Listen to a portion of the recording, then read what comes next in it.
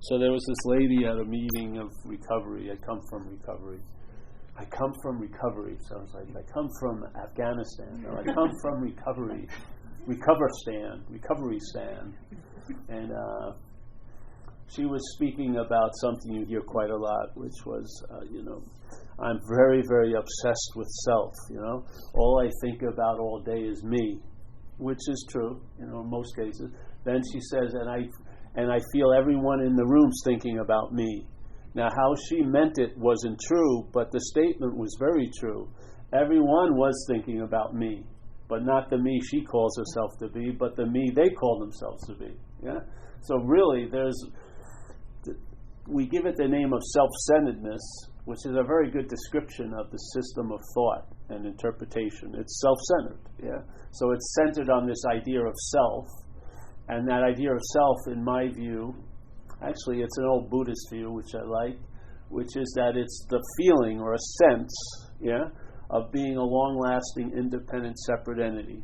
So we're identified as the action figure. Yeah, we think we weren't around, then we were born, or maybe you thought you were around and you believe in karma, and this is another reincarnation of this ethereal you that's traveling long distances to reach to its culmination of finding their authentic self. But that's not, to me, that's a story also.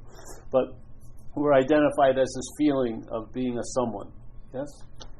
So that's self-centeredness. But when what we call the self-centeredness is me, that's the name it's given.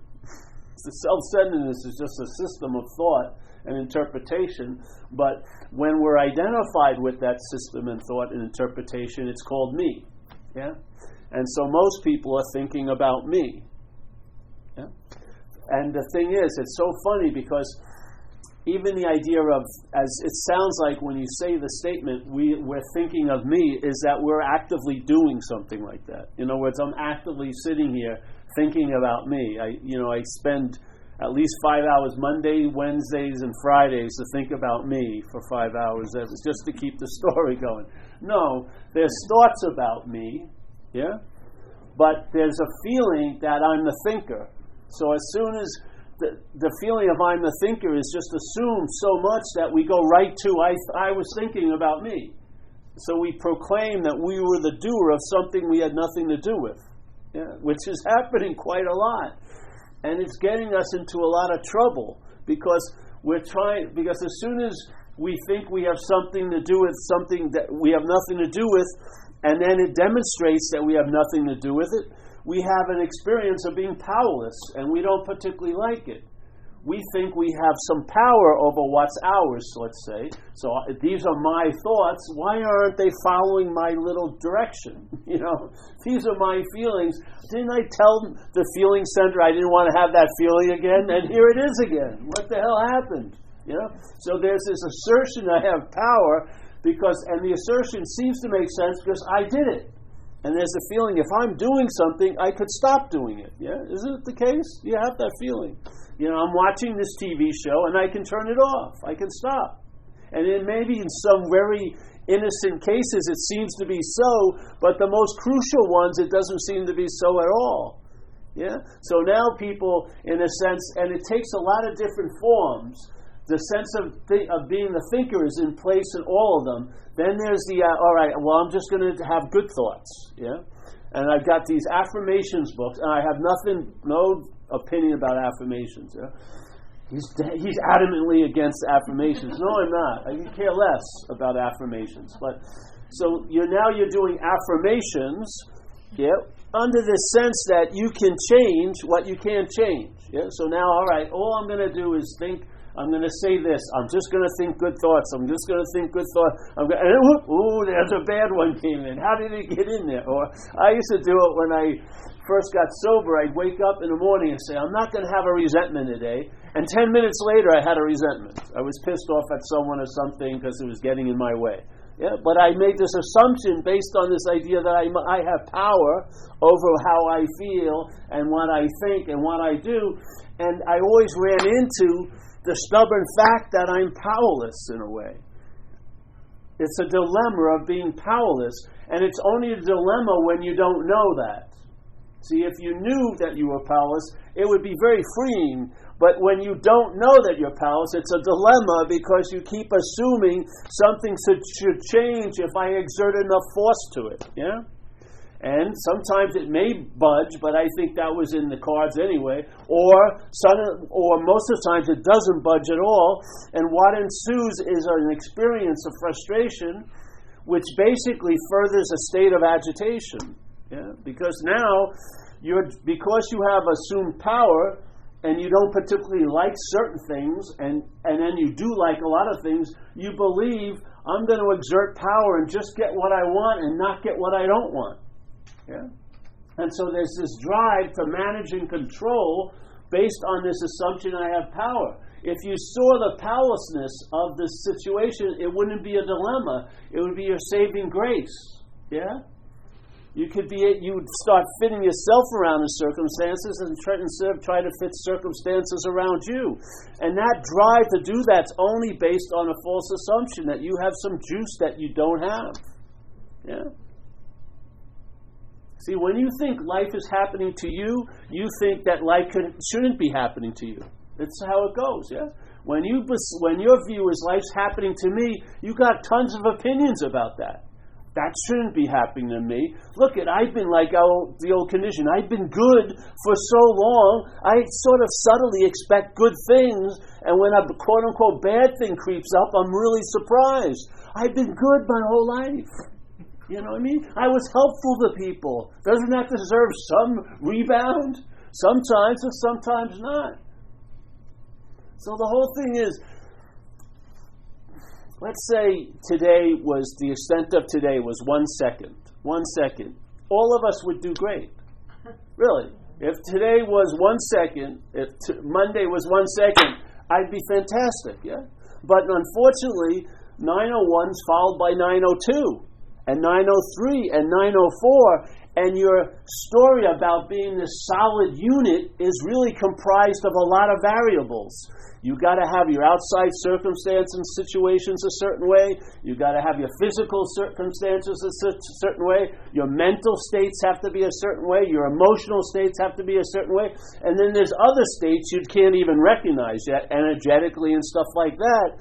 And maybe, just maybe, if you're at that retreat for 3 months and you finally had your last gourmet vegan meal and you walk out of the gates and everything's lined up, you feel freaking pretty good physically, you've been doing 8 hours of yoga a day, your emotions of, it's just been loving, you've met a loving gaze all day with a loving gaze, and everyone's just been hugging after the event, everything's, it's wonderful.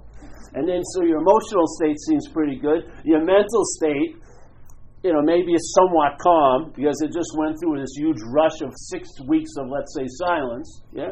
And then you think your spiritual state is good, but your spiritual state is just a conceptual idea issuing from the mental state. That's all it is. You don't have a spiritual state. You are something. You don't have a spiritual state. You don't have a spiritual state. You are, let's say, of spirit, but you're not. You don't have one. You haven't acquired one, or it wasn't part of the stock version of Paul that has a spiritual state. Now it can be unnoticed, or if I really work on it, I can sort of bring it to the fore. Again, me having a lot to do with it. So here you go. You come out of the retreat, and that 1 second, the sun's hitting your lovely gaze, and your hair is organic shampoo. You feel good. Everything's unfettered. You've been wearing yoga pants for 4 weeks, and it's all right. Man, I feel great. Emotional state's cool. Everything's cool. That one moment, you want to freeze. You want to freeze that moment. You want it to get like that all the time. How successful have we been?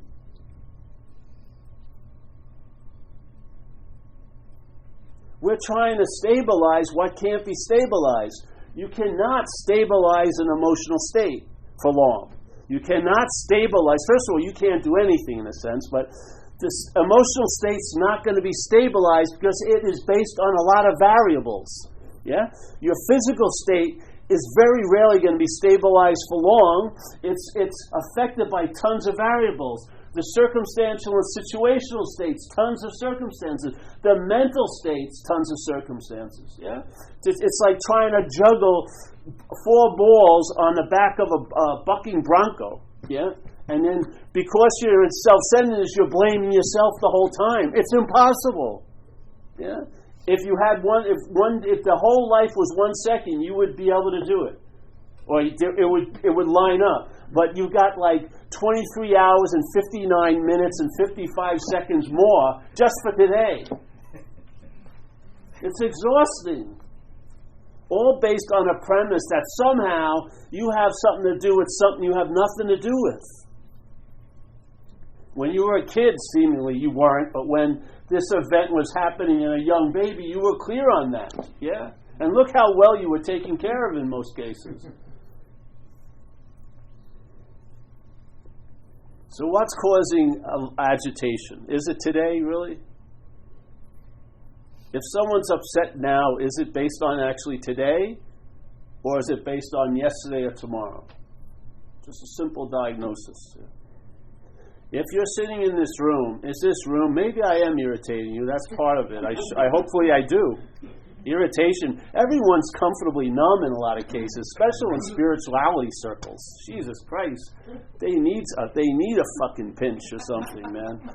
This whole lovey-dovey stuff, it's fine. But the fact is, the mental stuff won't arise unless irritated.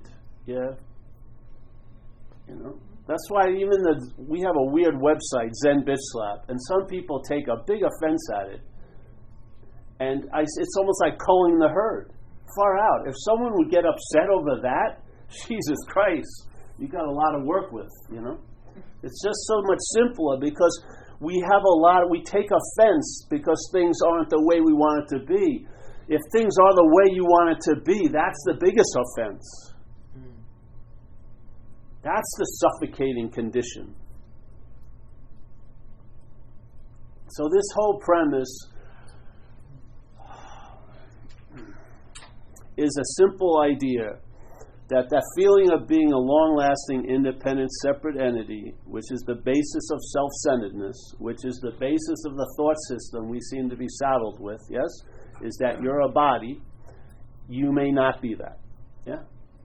And so we can look at it that way, or we can look at what comprises its story about being a body, which is that it's the doer, and it's doing the thinking system, it's doing actions, it's doing the seeing, the feeling, the tasting, the touching, the smelling. It's actually, there's someone back there, like, pulling the ear to hear a note, you know, and looking out of the eye. There's something there. That's the sense of self. And the thought system and everything else that has arisen as this event has been claimed by this little mental process that I call selfing, and has been claimed by the selfing, and is now being used to facilitate the bondage of self.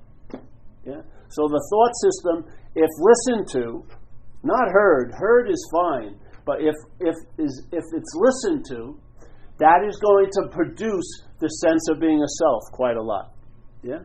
And maybe, just maybe, if you do something you love, that production will stop, yeah? And you'll really enjoy it. But as soon as a certain point arises, it's going to arise and claim to be the one that was doing that event, yeah? So let's say, like with surfing, let's say you're catching a wave, it's beautiful, you're totally in the medium, which is very volatile. You don't have time to be thinking about yourself yesterday and tomorrow, or you could drown, yeah? So there you are, enjoying it. But as soon as you start coming out of water, the mental state arises and says, I hope someone saw me catch that big wave, yeah? That's its attitude. That's self-centeredness, yes? So at that point of doing something that you passionately love, and I hope you have one of those things in your life and you get to do it a lot, because it's a great reminder of how things actually are. Yeah? When you're doing something you love, something gets interrupted. What is that gets interrupted? Well, the remembrance of self gets interrupted. Yeah? I'm so engaged in what's going on, it's captured my interest and attention so much, I have no interest in following the thoughts that are thinking about me a year ago, or following the thoughts into worrying about what's going to happen to me maybe the next day. that my interest and attention is too interested in attending to this event that it's not going back into the past, remembering Paul as a body, and not going into the future worrying about Paul as a body. And at that moment, you're freed from the bondage of self. Yeah? And usually it's called a peak experience of something you really love to do, but it never seems to stabilize because you can't surf 24 hours a day. Yeah? You can't be fornicating 24 hours a day. You can't be whatever for 24 hours a day. There's going to be some break somewhere or another. And so if that's what you believe is bringing you that sense, you'll probably get addicted to it. Yeah. If you think the drugs did it, if you think the surfing did it, if the sex, you'll probably become addicted to trying to get as much of that as you can for as long as you can. And, consequences be damned. You know what I mean? That's what I found. The alcoholic and the addict of my type, I was willing to pay any consequence tomorrow I just wanted not to feel uncomfortable. It wasn't like the high point of my life. I was just a little break from that unbearable sense of Paul, and I would do anything that could do it. So here's these people, they find something that works, and spiritual seeking is in that category, even though it seems to be exempt because it's usually gilded and it's got thousands of years behind it, but it's the same. The mental state, if it remembers that one moment at that retreat when I got it, I had it then, basically it nulls and voids that by claiming it, and now you get the double whammy. Now you're looking to get back to there as if it's somewhere that you're not. Yeah? And it becomes another addiction. I saw it here. When I used to just do talks with recovery people, and they need help, man. So it was easily motivated to share because they really are screwed in a lot of ways. We are. We're emotionally crippled, and we're a mess. So Bill W., the co-founder of Recovery, says, AA is like a spiritual kindergarten. All right, so 5 years or so ago, we put out a website. Then I got in touch. People got in touch with me, and they asked me to go speak at places. I went there, and I started to realize. First, I wasn't motivated to say much because I said, they're fine. They're all driving up in Range Rovers. They've got, Jesus Christ. They've got like tailored yoga clothes on. Incredible jewelry. Jesus Christ. I mean, the curly-ish long perms with the flowing stuff, and the shawls, but 10 of them in the same room. So the goddess mystique was being overdone somewhat. And there you are giving the talk. You're giving a talk, and then I realized, Jesus Christ, First I realized I'm allergic to spiritual seeking. The first one I did, I got sick to death. I swear to God. So the next year I went there, and the same thing was going on, so I just riffed on it for like 45 minutes. And then one of the persons at the place asked, can you give me an example of the quote-unquote problem of spiritual seeking? And I went, voila! See, the self always removes itself as if it's looking at like a lesson. No, this is it. You're here for 7 freaking days. You got 15 different speakers. You know what I mean?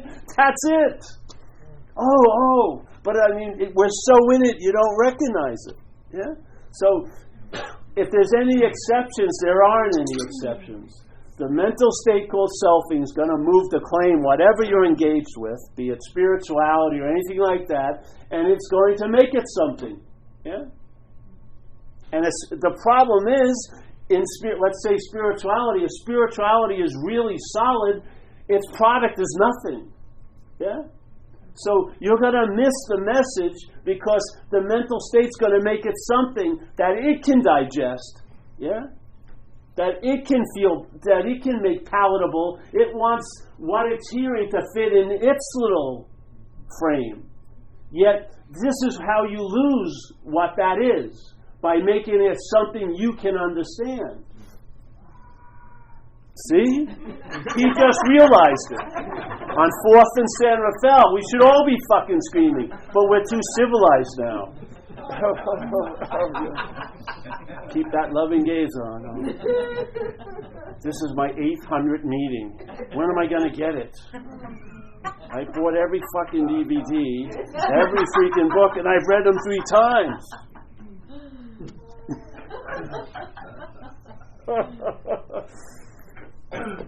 How long does something have to fail till you get that it's a failed system? Yeah. You can't apply what we apply to the worldly events and things to this, because you are that. You and I, we are that which we're looking for. It sounds so corny, but it's so damn true. You and we are the seeker. We are the sought. You know, the seeker is the sought, but not found through seeking. If it would be able to be found through seeking, it probably would have a long time ago, because there's been a whole lot of seeking. Yeah? And usually, if you read those people, they get to a point where the seeking gets exhausted, and then they see a little dribble on the wall, and their mind cracks open. Yeah? And then they get it. But not by doing all of that. The doing it just negated the sense of the doership. Yeah? That system finally exhausted itself in pursuing what it can't find, and when it collapsed, the solution was still there as it always was there, and then it dawned on the solution. I am that which I was seeking. Yeah? Instead of, I am not that which I'm seeking, therefore looking all the time for it, you realize through the looking can serve you by failing miserably, and then you're left with, I am that which I was seeking. Yeah?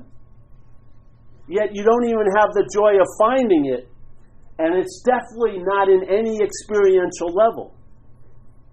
You'll have maybe some heightened experiences, but it's not found in the experiential level, because the experiential level appears to us, and that's what we discover, the us that it appears to.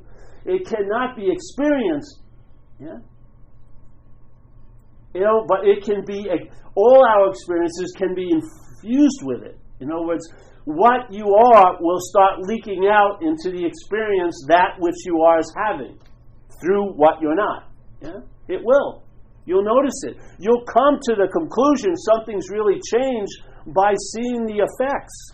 Well, like Jesus says, you can't know the tree, but you can judge a tree by its fruits. A good tree cannot bring forth bad fruit, and a bad tree cannot bring forth good fruit. You'll know the tree by the fruits. You can't know the tree because you are the tree. You sow the tree, it may not even dawn on you, even when this breaks out, because you won't even care, but then you'll see its intimation by what's going on in life, what you now recognize that's happening that you weren't seeing at all before. It doesn't mean it suddenly started to appear. It was always pregnantly available, but you bring it up. You bring whatever can be potentially so into so-ness. You and I, we're the conduit. It doesn't happen out there in and of itself. Nothing happens out here in and of itself. Nothing's happening unless there's some witnessing of it. You and I are the seeing of everything. Yet we can't be seen. That's the relief. You stop looking for what can't be seen. You stop grabbing for what can't be grabbed. You stop trying to figure out for what can't be figured out. And you definitely stop trying to know what can't be known. Yeah? And then things become obvious. Blue becomes blue and red is red. Yeah? I have no freaking confusion of any metaphysical level. I lose my keys a lot. This stuff, and that happens. I can't pull off a day without, I leave my house, I got to go back like 4 times, because I forget something, but I'm not sitting there pondering a metaphysical question anymore.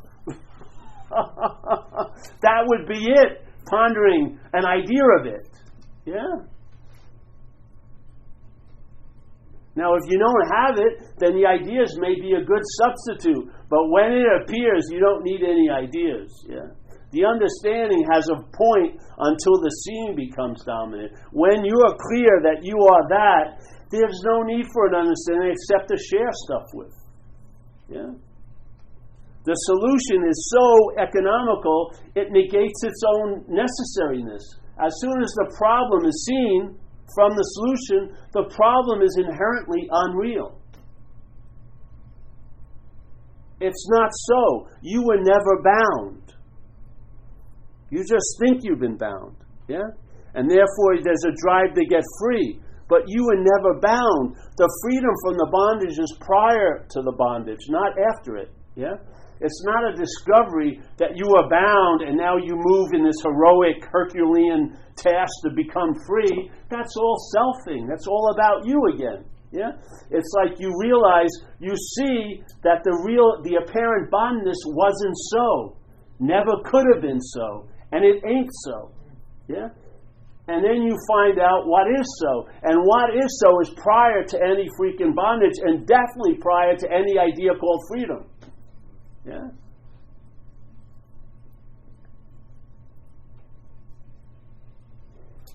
Then you go on with your day. It's not just, I mean, it gets so ordinary. If you have any drive and thirst for experience, you'll be bored with it. Yeah? It's not going to make you anything special or anything. Just certain people will feel like you're present because you are. Yeah? Because you realize you cannot be. You cannot not be present. It's not like you worked really hard to become present. You just realize it's impossible not to be present. Yeah? This whole idea always gets me, this drive to get into a moment is based on the premise you could be out of a moment. Have you ever been out of a moment in your own life? There wouldn't have been the moment wouldn't have been noted unless you were there. The moment wouldn't have left an impression on you unless you were there. Yeah? This whole idea of trying to get into something that you can't be out of is insanity, isn't it? If you look at it. Really busily trying to get into a moment when the whole reality is you can't be out of one. And then the idea of trying to get out of something you can't be in, which is a sense of self. It can only appear to the mind that you're a self. It can never make it. You cannot be a self. You as what you are can't be a thing and a thing alone.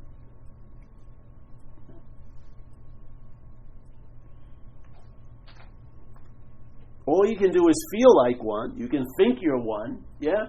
You can assume you're one. You can insinuate all day you're one. But you're not. Yeah? So the whole idea of how to get into the moment is a realization you can't be out of the moment. Yeah? How much effort would that take? How much effort would it take to get out of an imaginary problem? How much effort? How much vigilance? How long would it take to vanquish an imaginary problem?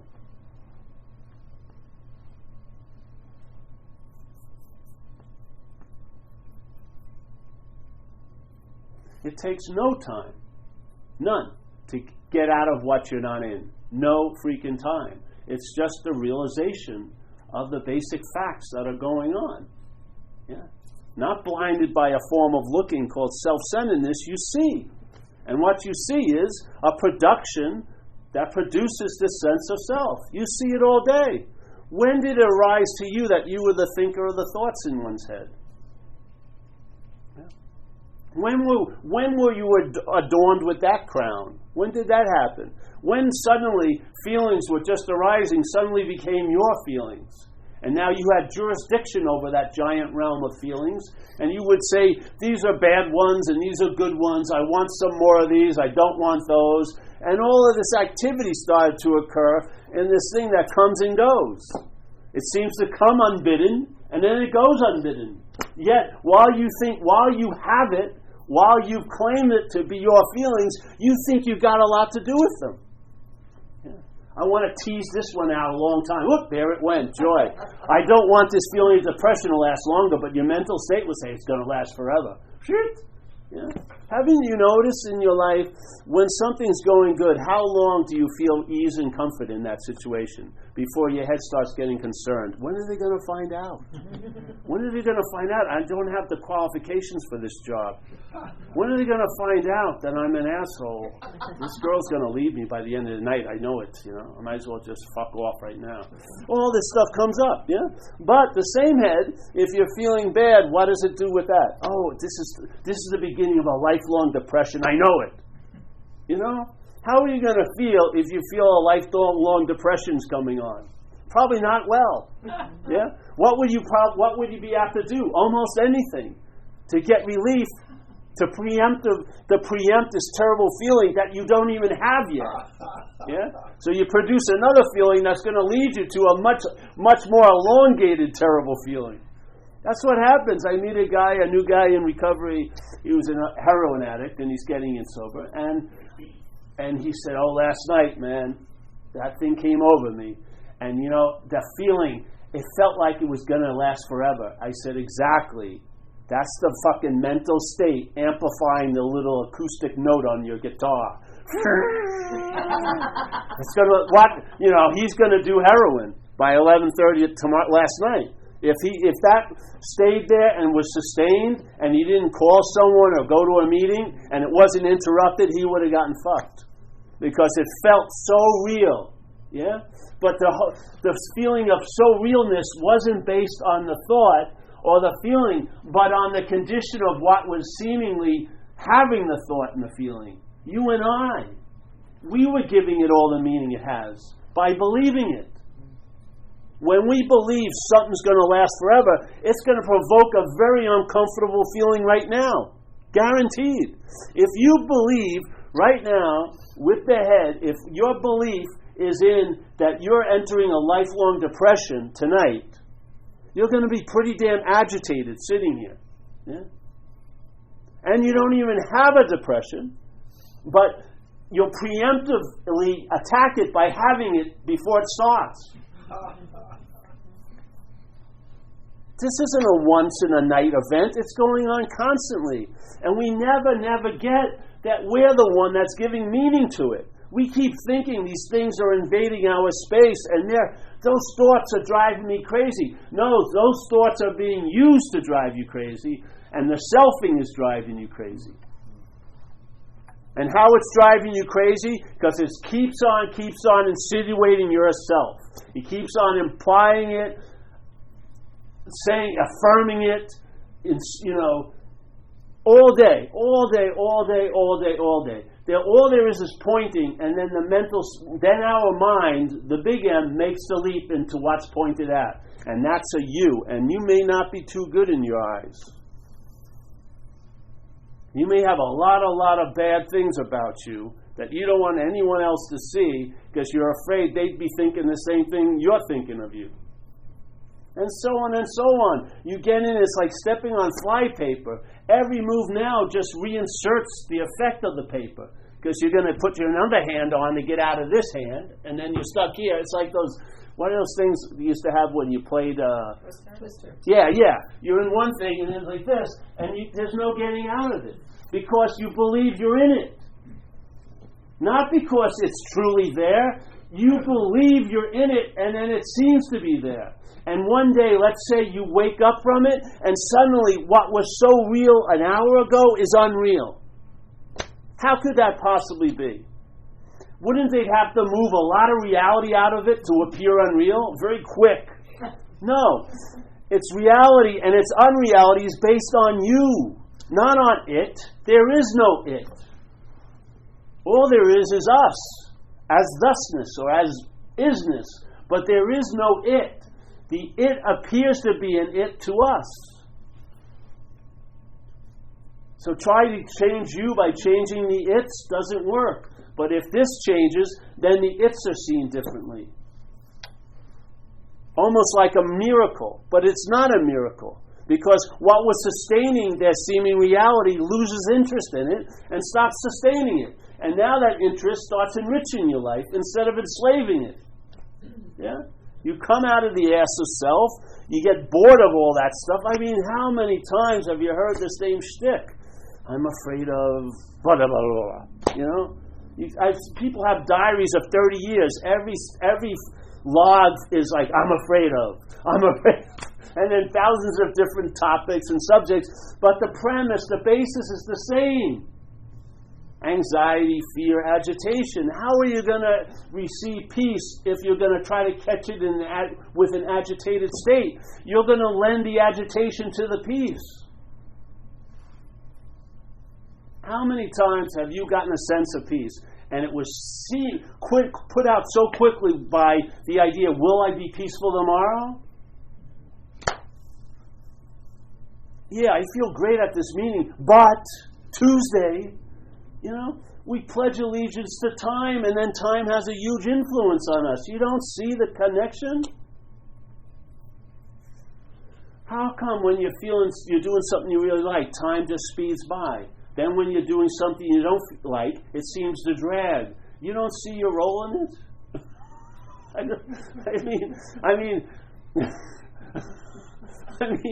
it doesn't take like CSI forensics. It's just basically you've been at every scene of the crime, and yet you're very rarely questioned.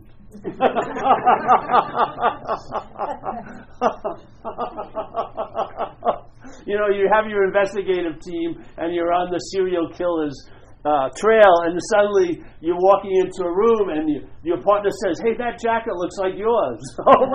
And you still don't get it. Oh yeah, there's your shoes. What? You're the killer! I didn't know I was doing it.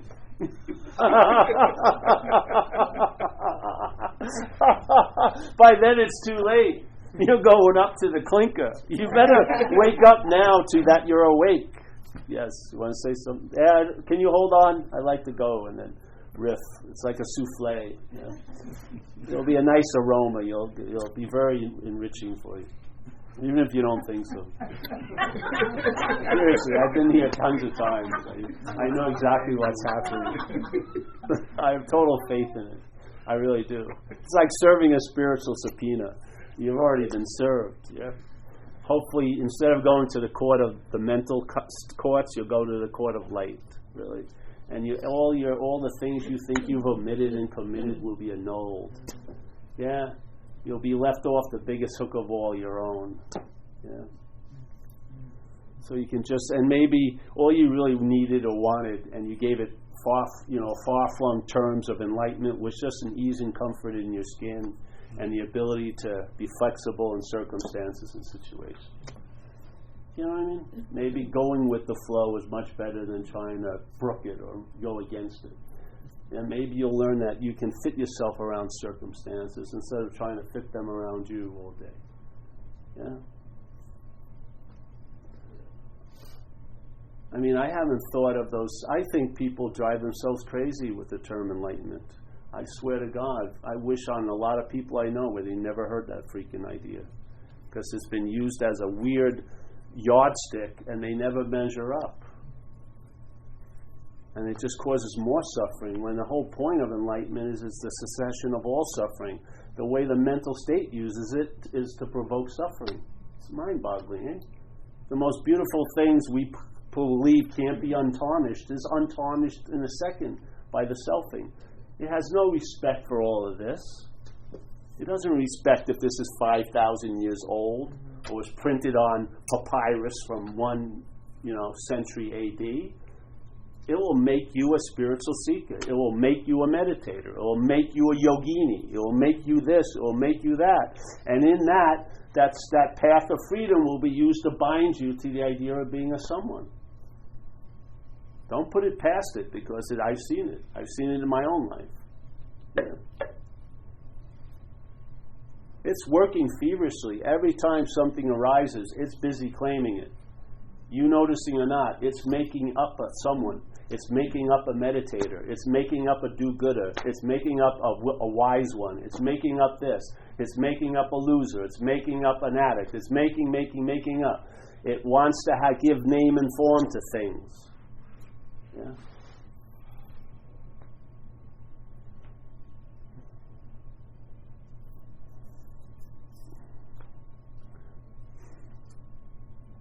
When you see it, it freezes it. It's like a wrench thrown in its works, and it cannot produce its desired end, which is the seeming appearance of being a someone. Yeah? It can never make that someone, but it can make it seem to be so to you. Yeah? You and I are the reality, and we're lending reality to things all day. We're lending reality to time, the past and the future, and that power that we are produces an effect out of an imaginary field. There's nothing there, yet thinking about it can produce an effect right now in our state. Yeah? That's the power of mind. We are the only reality lending our reality to things through the identification as a thing. The Course in Miracles, if you ever heard it or didn't, it's beautiful. It's not from this place, that's for sure. It was definitely a download. They make an incredible statement that really means a lot to me. It just reverberates, which is, you and I are the dreamer of the dream. Yeah? If you and I are giving everything the meaning it has, that's a pretty good definition of dreaming. Yes? I mean, nothing here has a reality that can override the meaning we give it, basically. So, you and I are the dreamer of this dream. We forgot that we're dreaming it. This is the important point. We forgot that we're dreaming it. And that motivated me to look at, how am I forgetting that I'm the dreamer of the dream? Yeah? You would think that would be... See, when I did, no matter how much coke I did, I never became cocaine. Yeah? There was always a separation. But in our case, it's gone past that. We've become something, we've taken ourselves to be something that we're not. So, by remembrance of self, I forget that I'm the dreaming. Yeah? So when my mental state, and I'm paying attention to that because I think it's about me, when my mental state is constantly remembering me by thinking about me as a body in the past and worrying about me as a body in the future, yeah? When I'm remembering self, it produces the state of being forgetful of my own nature. Yeah? So I forget that I'm the dreamer. So what happens in this state when I'm in that forgetfulness? Everything I dreamt, I've given the power for it to affect me. So my reality goes out through the identification to the things that I'm dreaming, and now those things bite my thing ass, Paul. Yeah? So you and I are the dreamer of the dream. We forget that we're dreaming it, and we've given everything we've given the meaning to now has the ability to affect us. Yeah. It's a diagram of every day, basically, if you notice it, yeah? Because how could something that was the worst thing that ever happened to you be the best thing that ever happened to you in a year or two, or maybe in a week? Maybe for 20 years you have a story that you've worshipped at, that you've used it for many excuses in your story of life, and that was the worst thing that ever happened to me. And then something happens to you, the mind, and suddenly it's seen as the best thing that ever happened to me. Now, how could the worst thing be the best thing? It's neither. It's only the meaning we give it. Yeah? And that's the case in our whole experience here. Everything is truly only the meaning we give it. Yeah? And this has been given an incredible meaning, much stronger, much more powerful than God, and the meaning is it's me. Yeah? It's the crowning active achievement of self-centeredness. Me. Yeah? Not fueled by the system, but fueled by the mind that's paying attention to the system. So I lend this system the reality, and then the sense of being Paul seems as real can be. But where did it get that sense of reality from if it isn't real? If false evidence, appearing real, that's the acronym for fear, one of them, right? False evidence is appearing real. What is it appearing real to? False evidence is appearing real. Okay, so there's false evidence going on in my head that I'm going to have cancer 3 months from now, right? It appears real to me. Yeah? what happens is a contraction occurs in this experience because I'm afraid I'm going to have cancer. Yeah? Now, it's false evidence. I don't have it. Yeah? But that doesn't matter because what it's appearing to be real to is what's real, and therefore an event occurs. Yeah? A contraction in this experience, and I'm reacting to tomorrow, and I'm missing out on tonight. How many tonights and todays have you missed out on based on that? How much have you not responded to something and reacted to the thoughts of yesterday and tomorrow? How much is the here that we're in a mental here? Yeah? This here, for us, in time, is bookended by tomorrow and yesterday. There's no doubt about it. It's actually chock full of it. So it can't even be called here. It's a mental here. Yeah? But that mental here is chock full of the past and the future. You're not just responding to what is. You're responding to what was, which may not even be the truth, and what could possibly be.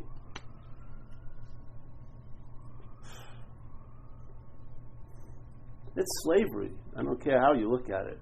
If you shoot time into it, it's slavery. Seeking is slavery. Looking, based on the fact that you're missing something, is slavery.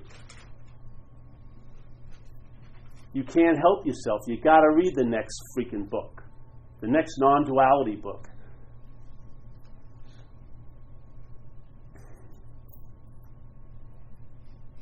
Go see. You know how many people told me, "Oh, this new speaker is the one," and then they'd get disappointed by him or her, and then there's another one a couple of months later, you know, and then but the safest are the dead ones, you know. Oh, I bet you he was the one, but he's dead. That's convenient. He was the one. I bet you if you went to see Nisargadatta Maharaj when he was alive, you would have probably left him too. There wasn't that many people there. I'm telling you, there was a lot of us going through the circuit, and a lot of us would have left. Probably Ramana Maharshi, bye, he's in diapers, frick that, bye, you know? You know what I mean? We assume that we would have recognized. Oh. That seeking is like being on one of those that sidewalks at the airport. You're going by things. There's the one. There's the one. There's the one. There's the one.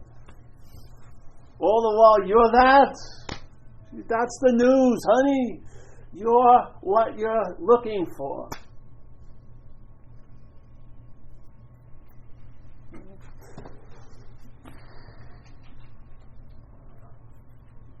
If you keep looking for it, you will live as if you haven't found it. It's not true, but it will seem to be true to you. Yeah? If you keep looking for it in the way we're looking for it, you will appear not to find it.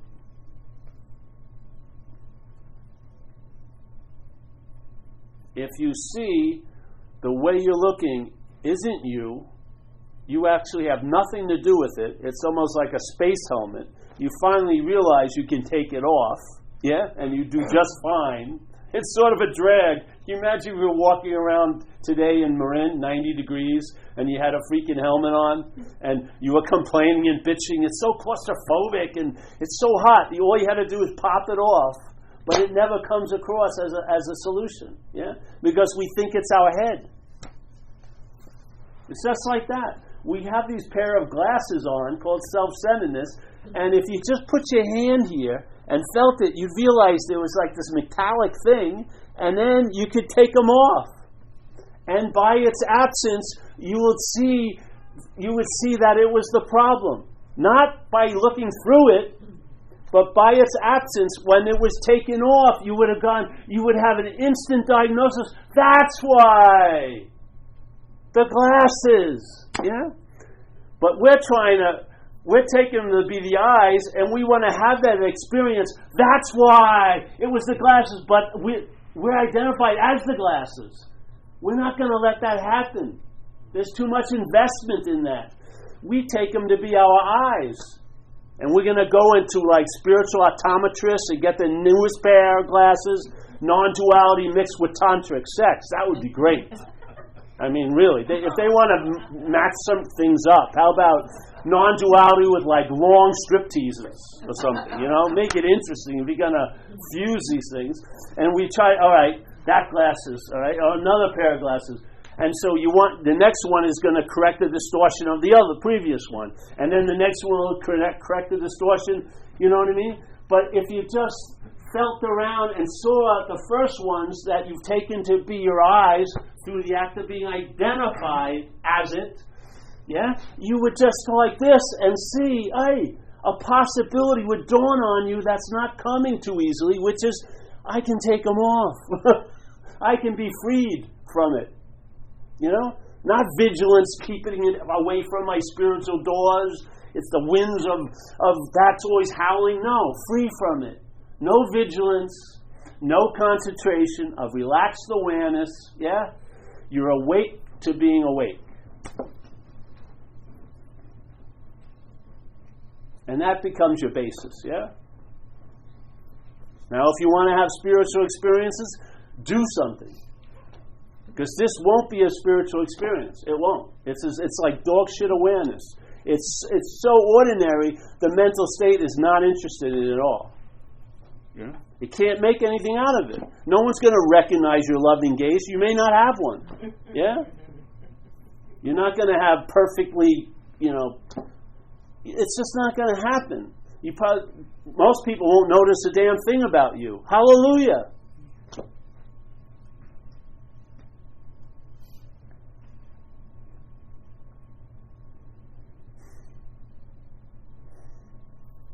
I don't know how easy you can say it. I don't know. Maybe I've got to refine the tools, because to me, I just go to the same message all the time. And really, the cautionary aspects of it is the idea of you've got to see how you're hearing the message, not what message you're hearing. It's how you hear. Is the hearing of you're a lion being translated into I can become like a lion? Well, that would be a good thing to know. It will save you a lot of time. If the message is you're a lion already, and the only way you, as how you're comprised right now, can understand it is I can become like a lion, that means there's a precedent there in that system that's receiving the message. That's the dilemma.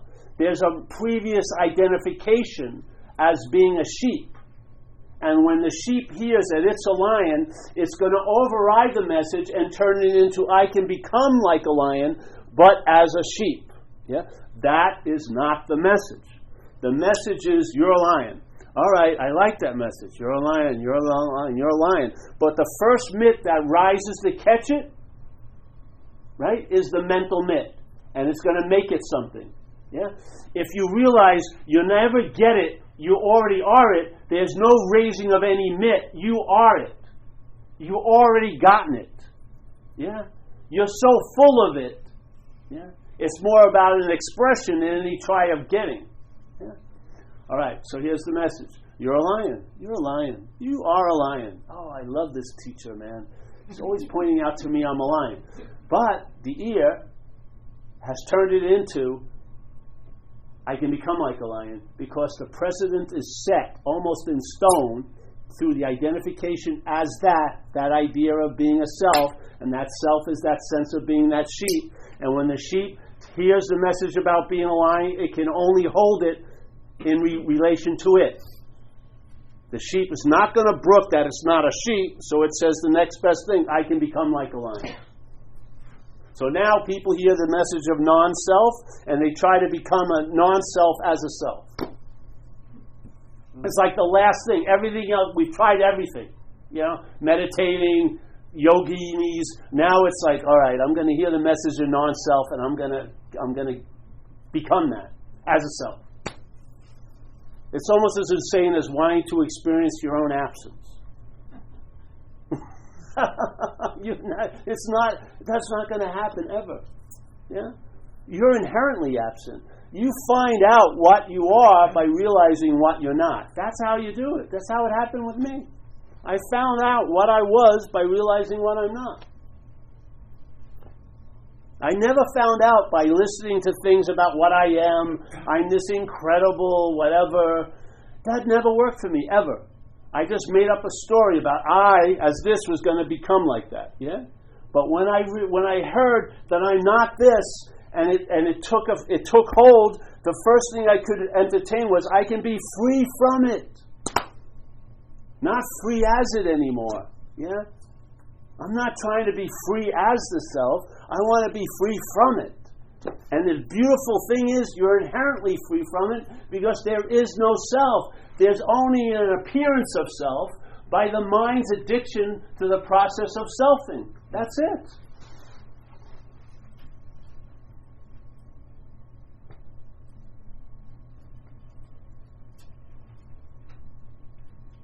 Thoughts aren't held as yours anymore, they're seen as thoughts. Feelings aren't held as yours, they're seen as feelings. Yeah? Life is not happening to you, it's happening. It's a hugely different event.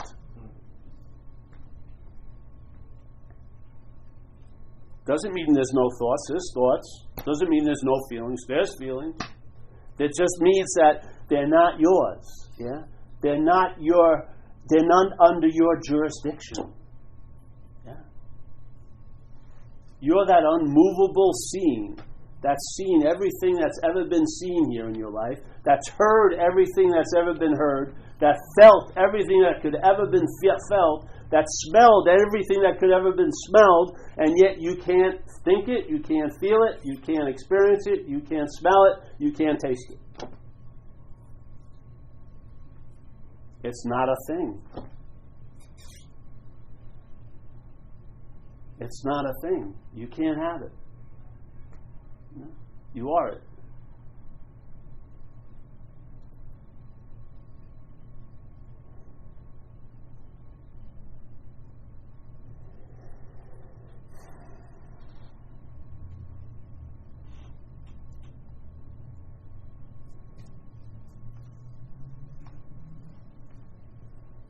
Any questions then? Isn't this lovely, this flavor right now? It's nice. Paul, yes. Do you think there could be a Spiritual Seeker Anonymous? And where? Spiritual Seekers Anonymous. Oh, I think so, yeah. I'd love to see one like that. I'd love to. I mean, how many meetings like this have you ever seen when someone come over to you and go, all right, I think that's enough. Let's go. No more stop saying. Put the book down. Put common ground down. You know, it would be great, really would. It would. 28-day program, you know, not retreat, program. Take them to Kmart every day. Walmart. Yeah? Walmart. Go to Walmart every day. See how noble that will seem. Yeah? Yeah, but we don't have that, no. It's too subtle. And it's been given a certain royal meaning, you know.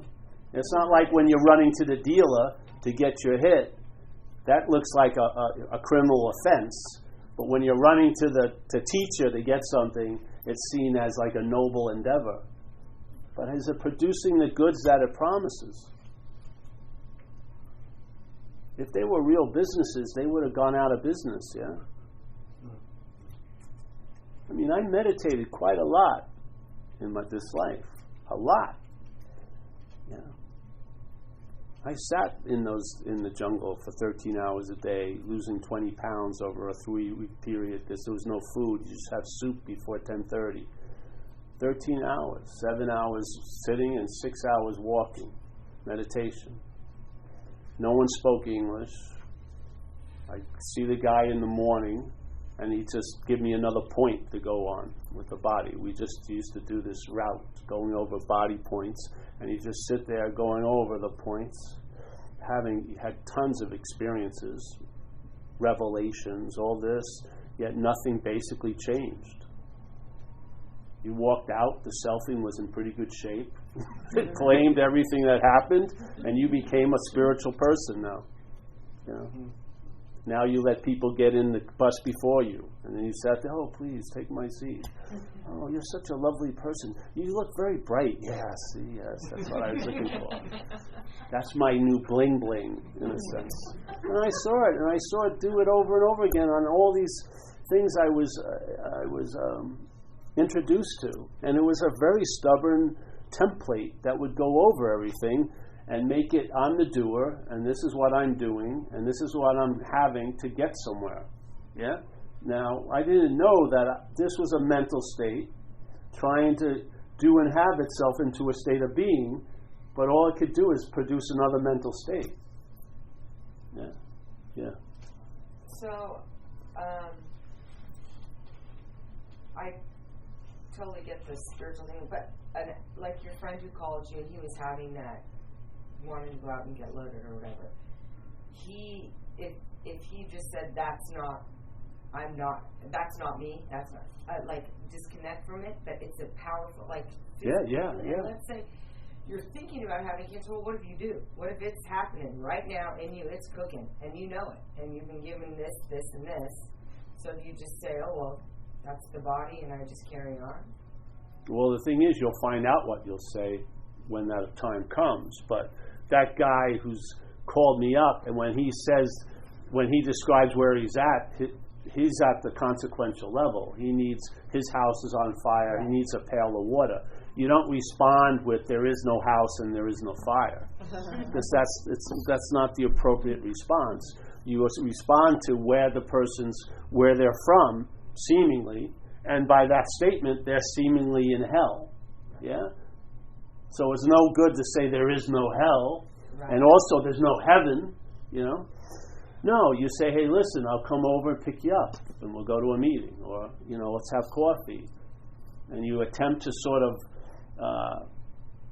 derail that thing that's gotten him. To me, I see alcoholism and I see selfing as a parasitical movement. It's a mental movement, yeah? It's only in the mental realm, but it affects the other realms, physical, emotional, circumstantial. But that's where its activity is, yeah? And it's a parasitical movement. So when I know someone's been had, it's about, you've got to see where they're at. And so, hey, they need a pail of water. Then, while the pail of water is working, you can start saying, there's a possibility that there is no house and there is no fire. Yeah? There is that possibility. Yeah? But at the time when the house seems to be on fire, it's not appropriate. Yeah? You have that idea. You're not stuck on anything. You're not stuck on the message. Yeah?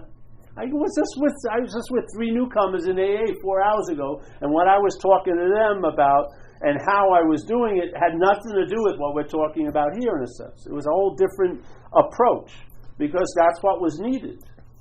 Yeah, I've had it in AA. People love when I share in AA, and if I tell them to go to Zen Bitch Slap, I never see them again. Most of the time, seriously, they cannot take it. Just doesn't see it. So that's not appropriate. And so people say, well, why? How can you not say this?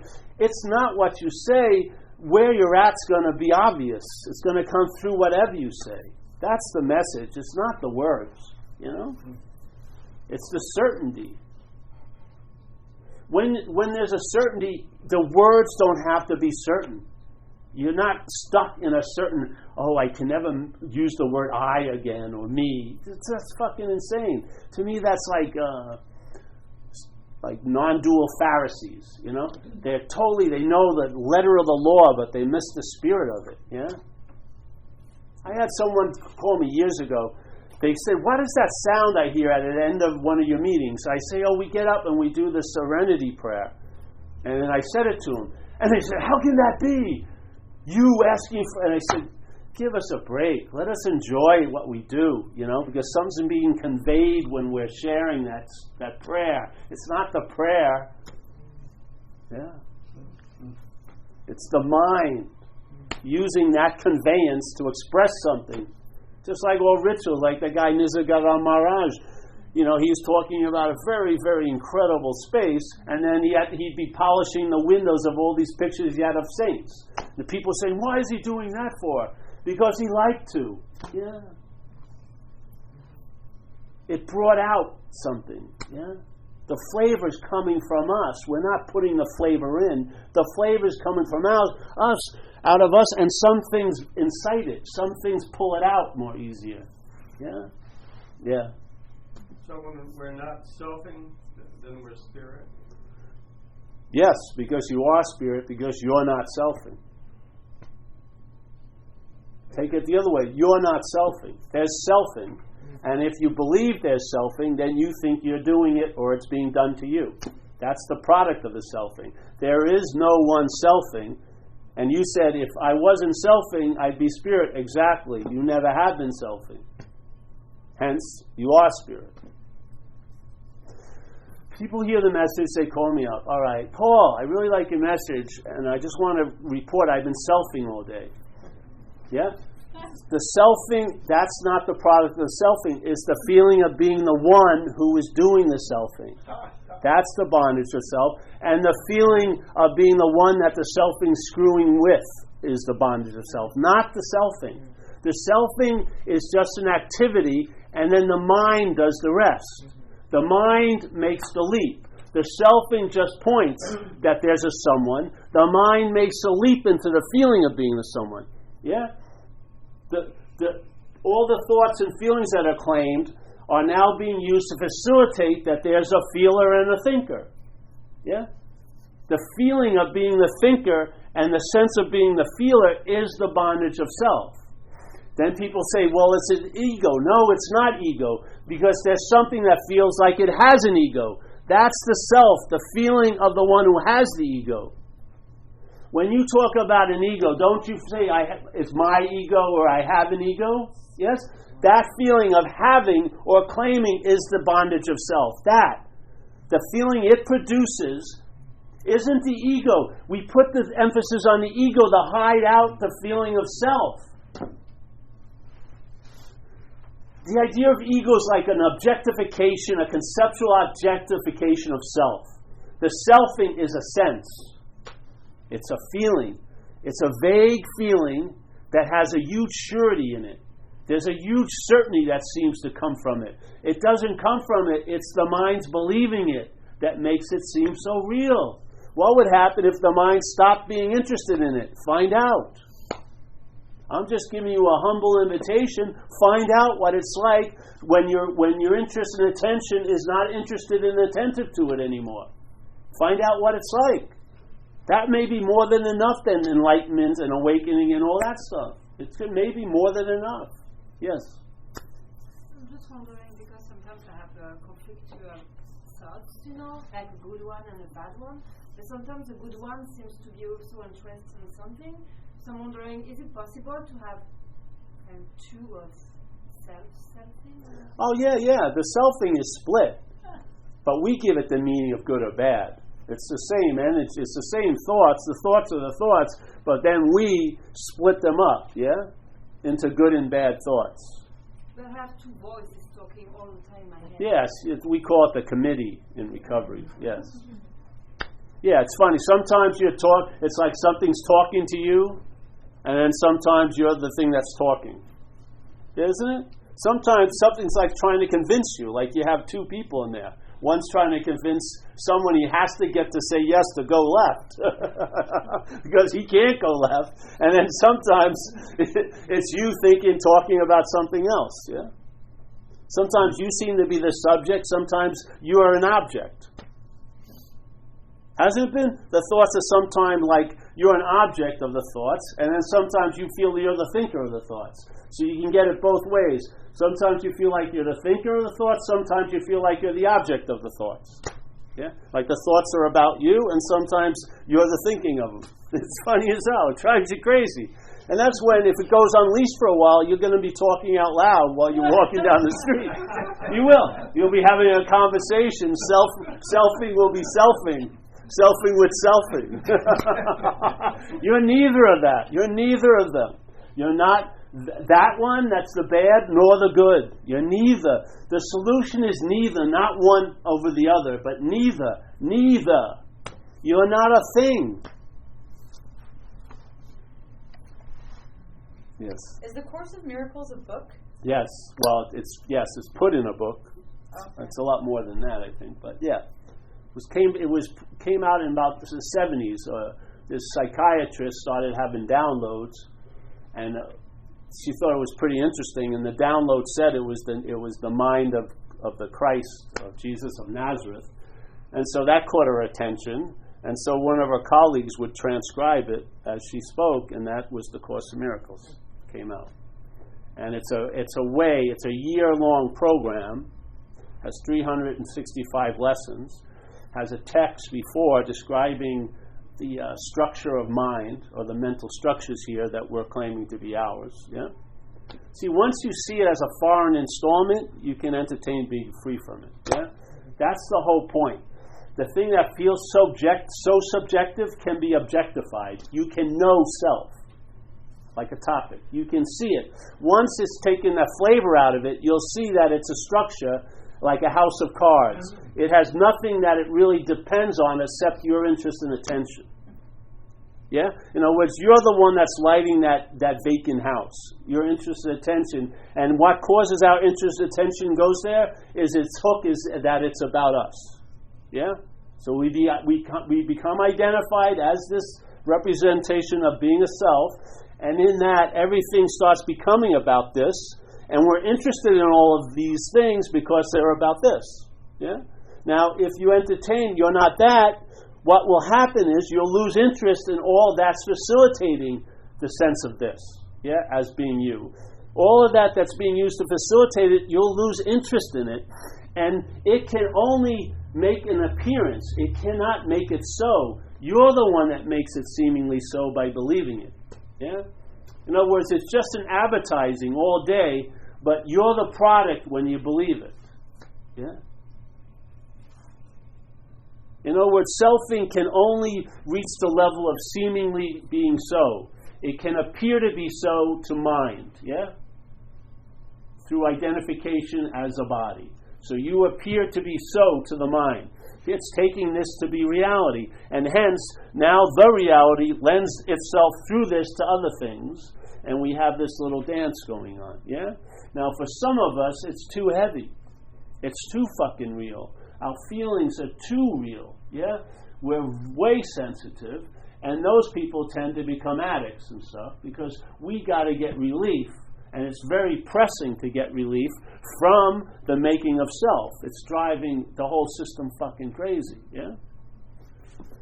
Yeah, but what happens is we're led by ignorance into making an ignorant solution, which is let's drink and get loaded, which produces a whole other problem. Yeah? So now you're addicted to the solution that was giving you relief from the first addiction, which is selfing. Yeah? And so now, let's say the addiction gets under question, then it seeps into spending too much or buying too much or pornography, or somehow that addictiveness is going to leak out because the real dilemma hasn't been looked at, which is the identification as a self. For me, it's the first, yes.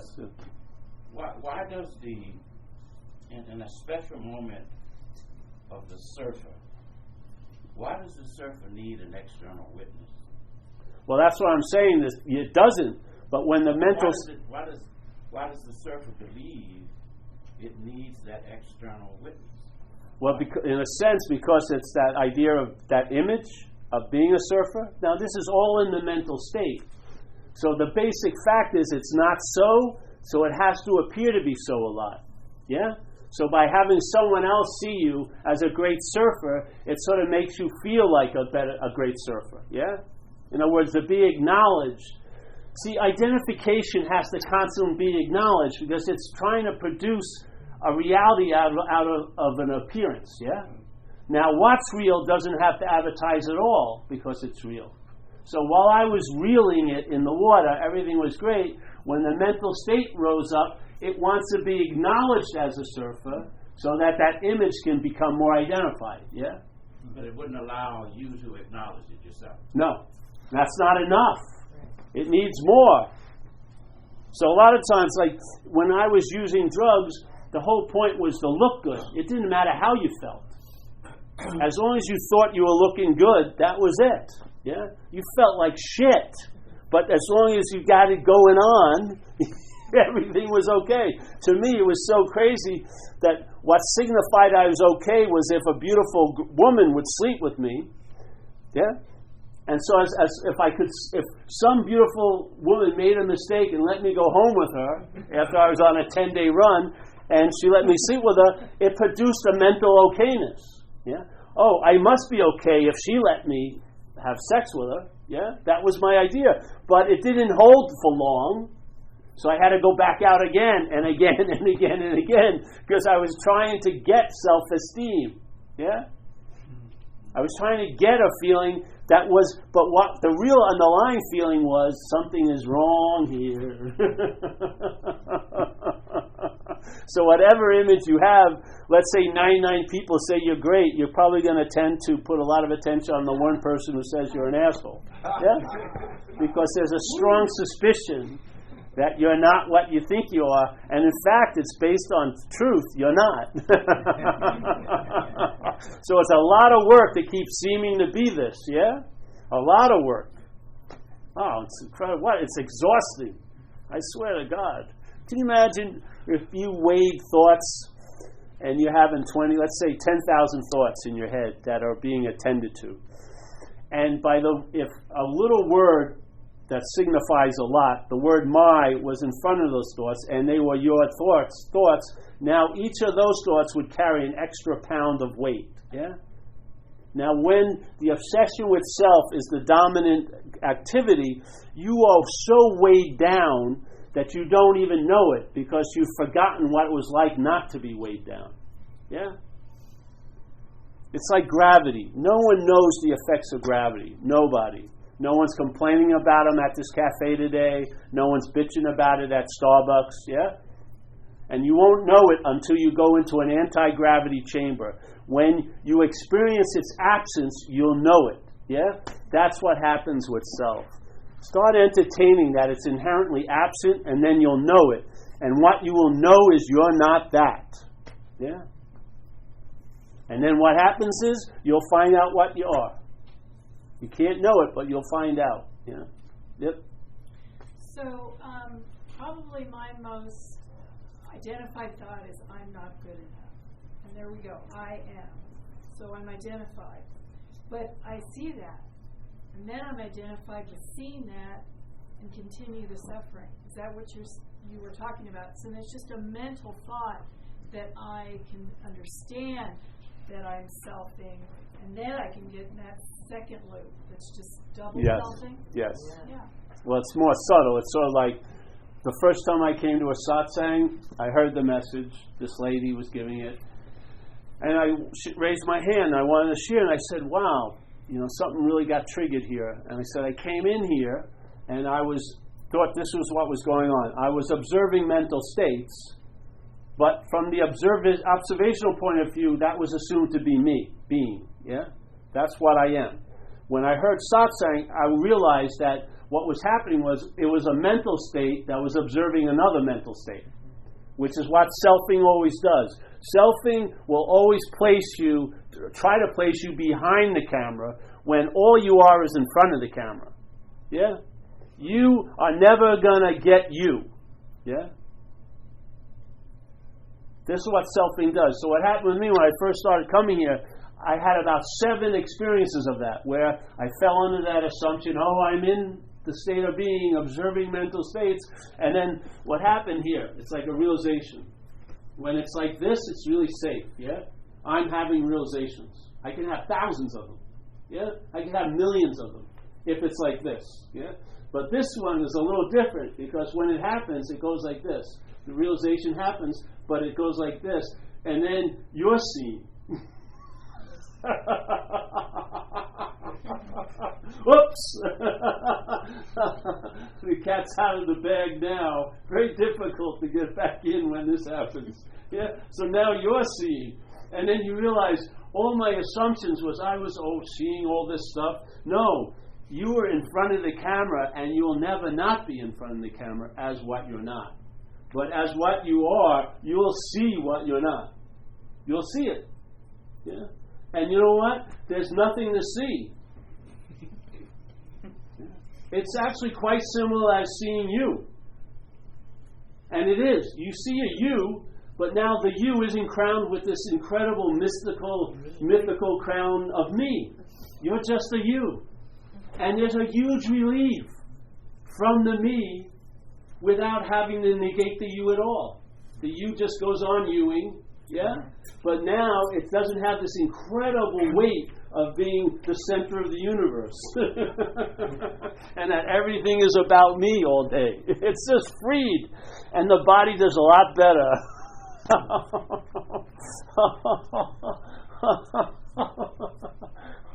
The greatest yoga asana you could do to get relief for the body is to get relief from self. If not, this is going to be an urban renewal project for your whole life. You'll constantly be thinking, I'm not enough, I got to add on, this subtract. It's all based on the premise it's you. It's not this me. Yeah. So you see it. Yeah. Instead of looking from it, which is what the mental state tries to do, it tries to hide the looking from it by saying it's seeing, but you always discover it's just another looking from it until it doesn't happen. And then you realize it's over. And know when it was over for me? Not that it stopped. I saw that was going to go on and on and on and on and on. I could have 800 experiences of it, and it will still be in place. I just got off the train. You know? I said, okay, that was revealed. That's what it's going to do. No matter what happens, no matter how big the realization, it's going to get behind it and claim it. All right, far out. That's the biggest realization of all. Yeah? That's its nature. That's its tendency. So I'm not holding on, well, until I get it, I won't have gotten it. No, I'm not waiting for this to get it, because it can't. And that's the getting of it. Use the Monty Python. That's good. Oh, yes, the Monty Python. It's like there was some guy, one of the meetings, told us about this skit. We changed it completely. But it's like they're in this English garden, yeah? And they come out of the garden, and they have safari caps and everything like that. There's about 7 of them.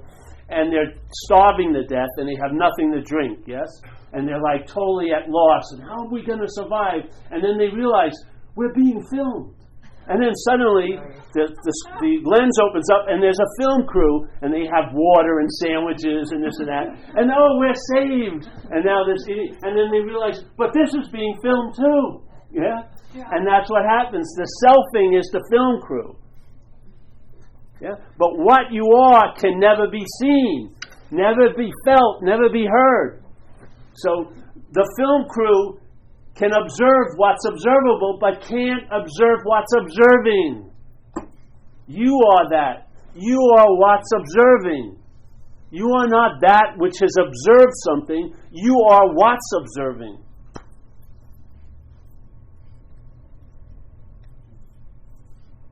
Then for me, what happened is it disarmed me.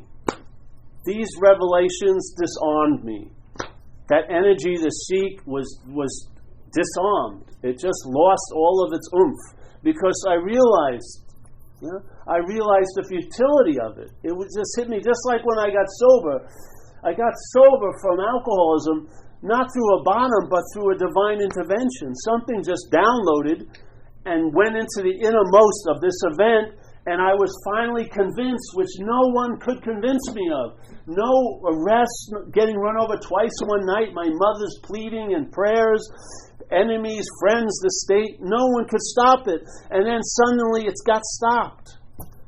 Yeah. Something occurred, and the alcoholism was thwarted, was frozen, was stopped in place. And new information came in that changed this life for the last 26 years. I had no intention of going to an AA meeting, and I found myself at one the next day. I had no intention of walking out of that trailer and not having another drink, and yet that happened. I had no intention of calling up Delancey Street, the program I had been in, and I called them. I had no intention of getting my life together. I was hopeless. I'd given up. All I wanted to do was stay high until I got arrested or died or went to jail or went to an institution. Really, literally. I was totally out of hope. And yet something occurred, downloaded, changed everything. And it's still changing everything. It never lost any oomph. It's just been re-energizing itself for 26 years. What more demonstration do I need? None. I just had to find out what I wasn't, because I was assuming I was something that I'm not. And that was really putting a huge damper on the possibilities that were being offered to me. The possibility of peace was available, but I couldn't stop making it into something. Yeah. So do you think, hesitant to say this, but do you think practicing negation of self is helpful to get to the point of traveling life? You mean subjective questioning, like self-inquiry? Like, I'm wondering, at some point you were traveling heavier, and at some point Paul Hederman's traveling light, but there was some transition there. I'm also hesitant to practice anything, because that leads to a method, and it leads to... But I can't get away from that Yes. transition. Well, what happened with me as the action figure, yes, I got introduced to the Course in Miracles. That enlivened my mind unbelievably. Unbelievably. The ideas that I were reading, just like an avalanche of events inside me, yeah? I would go to these 3-day affairs and I would just laugh most of the time, because the description of what I was taking to be me as a foreign structure was so fucking clear, it was hilarious. Then I got introduced to satsang, I read Ramana Maharshi, and I used self-inquiry. I was on a flight to Australia, and I was asking myself, who's on this flight? And I wasn't looking for an answer, and there was like an energetic boom boom, something just kept dropping, boom boom, and it went on for like 12 hours. It just kept asking, boom boom, boom boom. It was just, and no one was noticing anything. It was a huge event going on with me, because it was like I was dropping, like being in this room and not changing anything, but having the whole room drop about 10 feet into a deeper relaxation. That's what was happening, with really no effort. I was just questioning that which was always questioning. I questioned, who is it? Yeah? And then it would say me. I say, well, who is that me? And then I just sit with it and see what cooked up. And what cooked up was a pause. Yeah? The selfing was interrupted, and my original face was in that plane, appearing here, having an active influence in the event.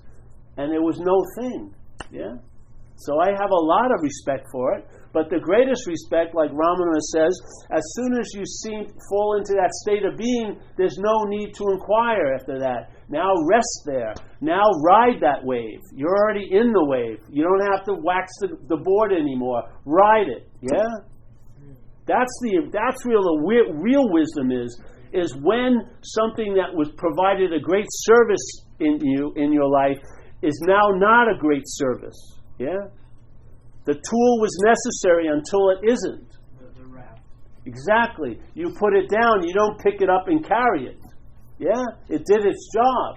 So self-inquiry, the Course in Miracles, led me to the point where I don't have any interest in reading the Course in Miracles or doing self-inquiry. That's their point. Yeah? You did this. I did, exactly. I did it, yeah. I didn't do it now, but yeah. This is happening. This, the talks. Do you know what I mean? What? So you don't do the Course in Miracles, you don't do that, but you do something is happening. Yeah, but that's the whole point.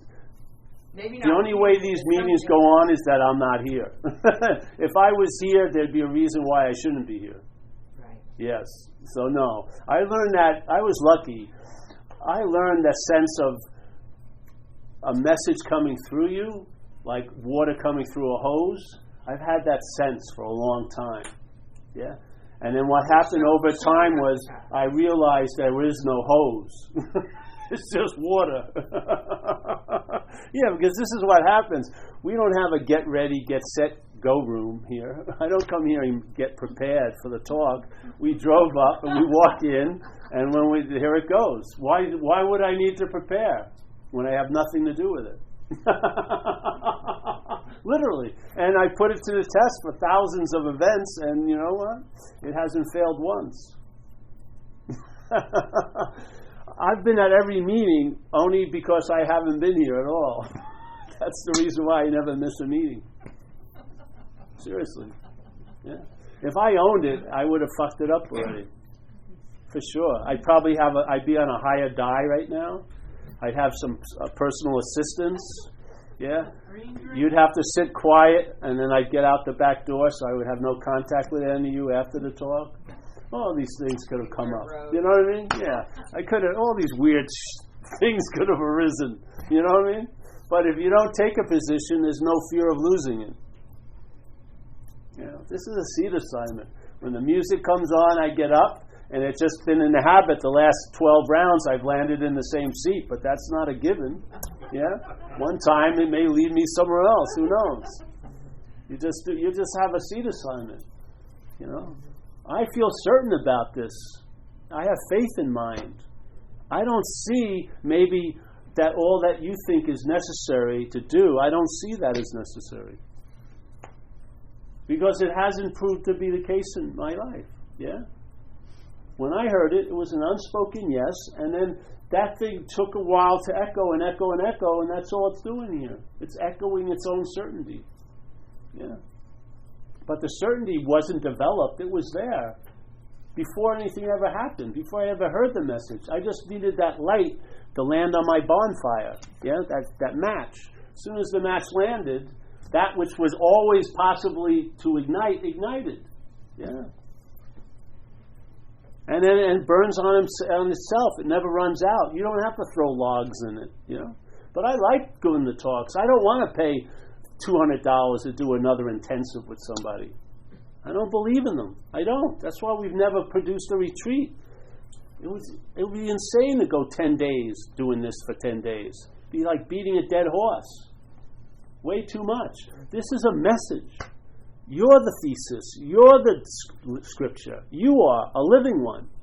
All you need is a little match. You don't need a giant 800 gallons of petrol. Just one little match. Hey, you're that. And we go about saying what you're not. Because you can know what you're not. You can know that you're not the thinker. You can know that. You can know that you're not the feeler. You can know that you're not the body. But you cannot know what you are. You cannot know. Because what's knowing that you're not the body is that which can't be known. All the knowing in the world is issuing from that which can't be known. But all the knowing can't be turned on it to know it. It doesn't fucking work. This is one of the big dilemmas. We're attempting to know what can't be known. But you can know what you're not. And my humble message is you're not a long-lasting, independent, separate entity. There's not saying there's not an entity or body. I don't care about that. But you're not it. And you'll probably travel a whole lot lighter as it when you're not it. Instead of working so hard to travel lighter as it, you'll travel lighter from it. You know? Yeah. I'm stoked, man. I'm just stoked all the time because it's a living. It's not like, oh, well, in 3 days it will hit you. No, it's right now. You know what I mean? That's what I love about it so much. It's quicker. I used to shoot coke in the neck because I couldn't get it in fast enough. This is faster than that because it's already there. I mean, I was trying to save as much time as I could to get that fucking rush as fast as I could. This is the perfect solution. It's timeless. It doesn't take any time at all to sense it. It's already here. Hallelujah. It's like cutting out the dealer, cutting out the refiner, cutting out the maker, cutting out the syringe dealer. No, you're it. Hallelujah. And you can't be pulled over. You can't be arrested. You're not on probation. It can't be taken away from you. It's your given state. If you can see the artificial one we're identified as is not you, you'll sense the given state you are. How could you not? Can you imagine how much we're making things real? Could you imagine if we turn that making things real onto reality? What that would be like? We've made things that aren't even happening seem to happen. Can you imagine if we put it on what's always happening, what kind of return we'll get? Haven't we produced effects from things that aren't happening through the thought system? When I'm thinking about yesterday and tomorrow, they're not happening, yet an effect is being produced now, right? That's the power of mind. What would happen if you align that power of mind that's actively occurring all day here onto what's real? Or in that direction, because there's nothing onto it. Yeah? Find out what a dynamic, when reality is looking at reality. Oh, that's like when Ramana says to know God is to be God. That's what it's like that. Yeah? And if you want, come to meetings, We have tons of information on Zen Bitch Slap, all for freaking free. Listen to it. You may not understand me, and well, if you understand me, that's even worse. But, if you hear it, it will intimate something with you. I have total confidence in it. Because I've seen it happen with people I know, over the years. And I go back every year to other places, and they're all traveling lighter over time. Yeah. They've been they're in the state of being relieved from the bondage of self. Yes. Does that mean that you get introduced to your own ignorance? Yes, you do. But it's not your ignorance. It's just ignorance that you're claiming to be yours. It's not yours, man. That's the real problem. When it's your ignorance, it's going to have a huge effect on you. When it's ignorance, you'll see it as something that can have a sway and cannot, but it's based on you believing it. It's much different. Much different. How do you help yourself not to drag that bag along with you? I mean, it's okay. It seems like it's okay to be introduced to you to that ignorance. But how do you make sure that you not claim it? Just recognize that that's what's going to happen. And you're not the you that's represented as the claimer. That's all. Don't worry about the claiming. You're not going to stop that. Just stop. You can, in seeing, you won't fulfill the selfing mission. Yeah? You'll see it, but you won't become the seer. Yes? You'll see it. Yeah? And yet the selfing wants you to be the seer. You'll just see it. And after a while, you just see everything. And after a while, you realize, I'm the seeing of what I'm not, basically. That's the closest you can get to describing what you are. I'm the seeing of it all. Because that's the one constant is seeing. Yeah? Now, it coming through the ear, it's called hearing. This eye, it's called vision, tasting. Yeah? But you could have 20 senses, and it would still be the same seeing. Yeah? Going through 20 different gates and appearing to be a different experience, yeah? But it's still the same seeing, yeah? The seeing, all there is, it's all verbing. We just saw this special, I saw someone here, the Bella Gaia. They had these huge screen, and they were showing like the newest stuff from NASA, the space agency, pictures of the Earth from space, and then they had all these things of what you can't picture, but like the flow of currents in the ocean, yeah, and then the flow of water vapor and clouds, and then wind currents, and everything's moving. Everything. And if you looked inside of you, everything's moving. There's this whole idea, though, suddenly we're a solid, separate thing. It's a made-up freaking story. But this whole thing, everything's moving. You couldn't believe they showed the Mediterranean Sea, all the different currents, and then the Pacific, all the different currents. Now, when you look at the water, you don't see those currents. Yeah? But they are just as much as the water as anything. Yes? We are, everything is just verbing here. Everything is verbing. And the seeing is verbing. Yeah. Yes. So basically everything we tell ourselves is a lie. And how do you know that you are doing things through your spirit? Is it like a feeling of love and compassion you have? Well, first of all, everything you tell yourself isn't a lie. That's not true. It's the self that's the lie. Sometimes your mind works really well. Like if I lose my keys, my mind works pretty well. It remembers where I last was, and then it remembers the number of the restaurant. I call the restaurant, and they have the keys there. Yeah? So the thoughts can work very well. Yeah? They can. There's an aspect. And usually The most beautiful aspect of it is after they work, they recede. Yeah? So there's a thought about the topic because it's a pressing topic, and then when the pressingness of the topic's gone, the thoughts recede, and there's the space again. Yeah?